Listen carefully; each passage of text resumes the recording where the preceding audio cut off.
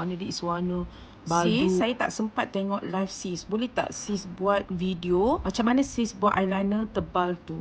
Saya pun mata macam sis. Okey sayang, jom. Loose powder, tengok oily skin. Jadi saya boleh ke pakai dengan eyeliner lain? But complain dia orang cakap pakai eyeliner lain tetap jatuh. Nak nampak lagi cantik macam saya punya ni, tengok warna matte kan. Pakai the eyeshadow. Bawah mata kakak pakai warna ni. Pakai eyeliner yang betul sebab kita pakai banyak kan nanti habis smudge. Tak nak lah. Sekali lukis je dah pigmented sangat. Inliner, tapi ni bukan inliner. Saya tak boleh pakai inliner. So kalau inliner, kalau saya lah, ni panas dekat kelopak tu, pedih yang sejenis mata yang sensitif. Jung-jung je.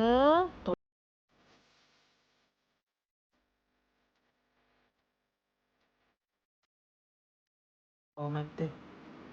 Ni saya baru pakai, saya kacau dia. Tidak transfer dekat coklat gelap. Dia adalah eyeliner, bukannya brow liner. Tapi bila saya letak dekat kening, cantik macam. Cepat sikat. Letak kat sini. Okey.